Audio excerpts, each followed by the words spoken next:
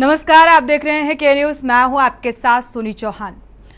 इस खास इंटरव्यू से पहले आज जो ये कार्यक्रम है, जो हमारे खास मेहमान हैं, उनका परिचय देने से पहले मैं आपको बता दूं कि आज हम बात करेंगे दुनिया की सबसे लंबी केबल कार परियोजना के बारे में। ये परियोजना नेपाल में शुरू होने वाली है और इस परियोजना का नाम है नया पुल मुक्तिनाथ केबल कार परियोजना। ये परियोजना ऐसे समय में शुरू हो रही है जब चीन तेजी से नेपाल में अपने पैर पसार रहा है। पिछले साल चीन ने नेपाल को करीब 800 अरब डॉलर की ग्रांट दी। ऐसे में जिनका आज हम इंटरव्यू करने वाले हैं, जिन्होंने चीन को टक्कर देते हुए नेपाल में एक बड़ी परियोजना में भारत की एंट्री कराई है, उन्होंने नेपाल की Muktinath cable car private limited के साथ एक बड़ा करार किया है। जी हाँ, हमारे आज के मेहमान हैं के&आर रेल इंजीनियरिंग लिमिटेड के प्रेसिडेंट केपी कालरा जी। केपी कालरा जी, आपका बहुत बहुत स्वागत है। अगर देखा जाए, क्योंकि एक अच्छी पहल के तौर पर भी इसे देखा जा सकता है, जिस तरीके से कहा जा रहा है Muktinath cable car project Nepal के साथ भारत के संबंध में कैसे ऊंचाई स्थापित करेगा। देखिए, first of all thank you for having me on your channel. Said that Muktinath temple is basically a UNESCO heritage site, and if you look at this cable car project, it is the longest in the world, having almost 19 boarding and deboarding points in between, and it लगभग 80 kilometre से बड़ा है ये project. और नेपाल को अगर हम देखते हैं तो नेपाल में सबसे बड़ी इंडस्ट्री टूरिज्म है, और टूरिस्ट दो तरह के आते हैं, एक जो रिलीजियस एस्पेक्ट से आते हैं, दूसरे जो एडवेंचर के हिसाब से आते हैं। ये पर्टिकुलर प्रोजेक्ट दोनों तरह के टूरिस्ट की रिक्वायरमेंट पूरी करेगा और कनेक्टिविटी को बेहतर बनाएगा और एक्सेसिबिलिटी देगा कि टूरिस्ट आराम से अपनी गंतव्य पे पहुंच सके और अपने दर्शन कर सके या अपनी जो एक्टिविटी करने आया है उसे कर आराम से निकल जाए। इसके अलावा अगर हम देखते हैं नेपाल में घूमने के जो या कनेक्ट करने के जो साधन है, बेसिकली रोड है, एयरवेज है, चीजें हैं, लेकिन समय लगता है, ये समय को भी कम करेगा। इसके अलावा केबल कार प्रोजेक्ट की सबसे बड़ी खासियत ये होती है कि वो एमिशंस नहीं देता है, कार की तरह उसमें धुआं नहीं निकलता है, and it is environmental friendly. बिल्कुल। तो अगर आप देखें तो it is a very very good addition for us as a company. बिल्कुल, गुड होने के साथ साथ चैलेंजिंग भी हो जाती हैं चीज़ें।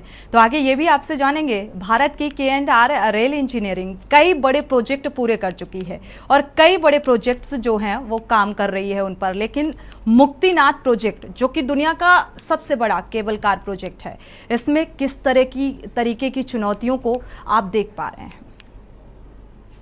देखिए, जो चुनौतियां हिल स्टेट से रिलेटेड होती हैं, जैसे कि हम सब लोग गए हैं हिल स्टेशन पर, हमने देखा है इतना आसान नहीं होता वहां पे काम करना कंपेयर टू प्लेन्स।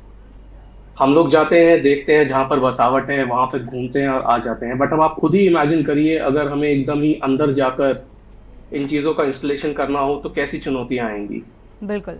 एक्सेसिबिलिटी का इशू रहेगा। इसके अलावा स्नोफॉल्स के टाइम हम लोग काम नहीं कर सकते, लैंडस्लाइड के समय काम नहीं कर सकते। तो अगर आप देखें तो लगभग साल में 9 महीने के करीब हम काम कर सकते हैं।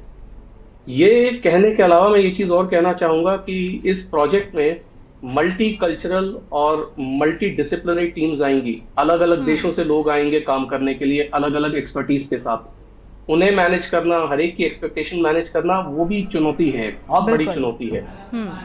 इसके अलावा एज अ कंपनी हम इन सारी चुनौतियों का सामना करने में पूरी तरह सक्षम है। तो चुनौतियां जो हैं हम लोग जानते हैं और हम इसका निवारण करेंगे और इस केबल कार प्रोजेक्ट को सक्सेसफुल बनाने की अपनी पूरी कोशिश करेंगे और बनाएंगे। बिल्कुल, देखा जाए तो जो चुनौतियां सामने आ रही हैं, जाहिर सी बात है जितनी चैलेंजिंग होती हैं उसके लिए उतनी ही तैयारियां भी होती हैं। अगला सवाल यही है कालरा जी, अगर देखा जाए कूटनीतिक तौर पर नेपाल और भारत के लिए एक बहुत महत्वपूर्ण राष्ट्र है, क्योंकि आपने इस प्रोजेक्ट के माध्यम से सीधे चीन को चुनौती दी है और दोनों ही देशों के बीच रोटी और बेटी के संबंध को और बहाल करने की कोशिश की है। आप दोनों देशों के व्यापारिक भविष्य को किस तरीके से देख रहे हैं? देखिए, first of all we are a private company, we are not into any geopolitical issues. जी।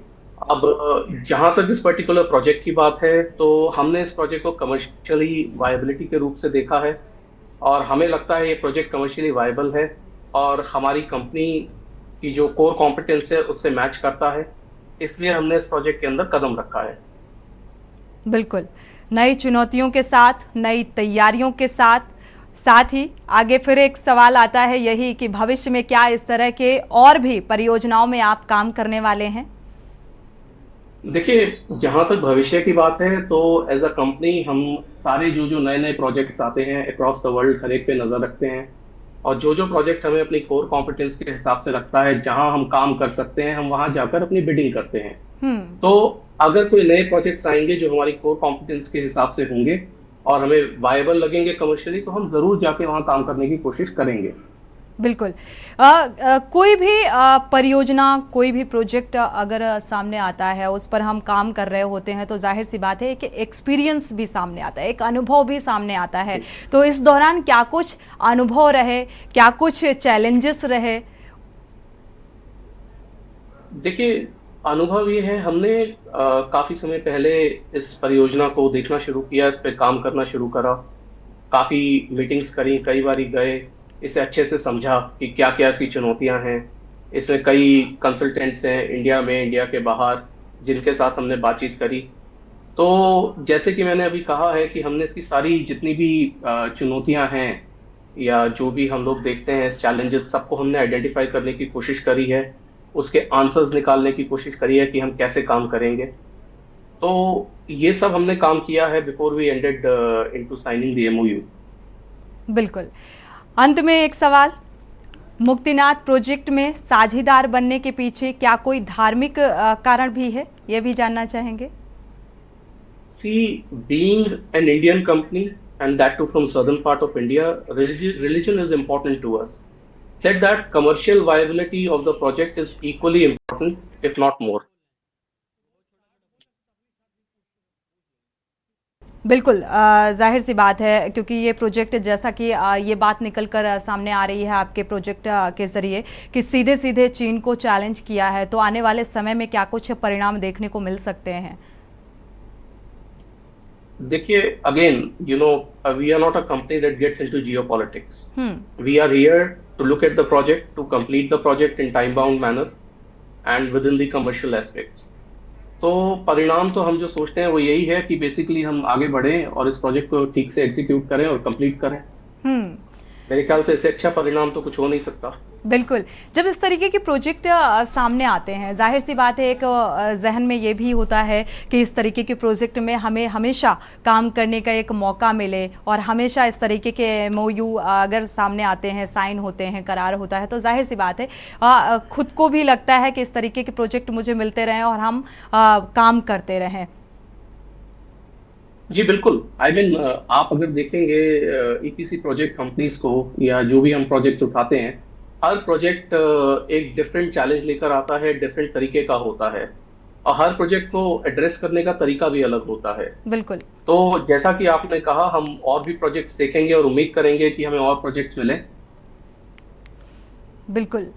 देखा जाए तो वाकई किसी भी प्रोजेक्ट को लेकर एक चैलेंजिंग, जिस तमाम अहम बातों का आपने जिक्र भी किया कि काफ़ी चैलेंजिंग होता है, एक एक्सपीरियंस भी नया गेन होता है इस दौरान, क्योंकि जाहिर सी बात है चीन को चैलेंज किया है, तो इससे और आकांक्षाएं भी बहुत बढ़ जाती हैं। तो आने वाले समय में क्या कुछ उम्मीद नज़र आ रही है, इस तरीके के और एमओयू सामने आ सकते हैं, करार हो सकता है? See, again, we are not going to get into geopolitical issues. हमने जी। किसी को डायरेक्टली चैलेंज नहीं करा है। Again, we are project focus company, hmm. और हमने इस प्रोजेक्ट को सिर्फ उसकी कमर्शियल वायबिलिटी को देखते हुए लिया है, और आगे भी जो हम प्रोजेक्ट्स लेंगे कमर्शियल वायबिलिटी को देखते हुए लेंगे, और हम खुद उम्मीद करते हैं कि और प्रोजेक्ट्स भी आए, इसी तरह के चैलेंजिंग प्रोजेक्ट्स आए। बिल्कुल। आगे जैसे देशों के बीच चीन के रिश्तों को लेकर जैसे बात निकलकर सामने आई, या ये कहा जाए रोटी और बेटी जैसे संबंधों का जिक्र हुआ, तो आगे देशों के बीच इस तरीके के जो MOU साइन किए जाते हैं तो रिश्तों में कितनी खटास और कितनी मिठास आने की संभावनाएं नजर आ रही हैं, अगर आपके नजरिए से देखें? देखिए, again as a company we don't want to get into any geopolitical issue. We have signed this agreement with Muktinath Darshan Private Limited, which is a private company. And, as I said, it is definitely going to improve the situation on ground as far as connectivity and accessibility is concerned. और जहाँ तक India और नेपाल के रिश्तों का सवाल है, I understand India is the biggest supplier to Nepal. तो इसके आगे मैं और क्या कह सकता हूँ? बिल्कुल, एक व्यक्तिगत, इससे पॉलिटिकल इशू ना बनाकर एक व्यक्तिगत राय थी ये। तो ये बात बिल्कुल ठीक है कि मुक्तिनाथ केबल कार जैसी और भी परियोजनाएं नेपाल में भारत की मदद से शुरू होनी चाहिए, जिससे कि चीन को चुनौती मिल सके। आपका बहुत बहुत स्वागत और शुक्रिया इस चर्चा में शामिल होने के लिए।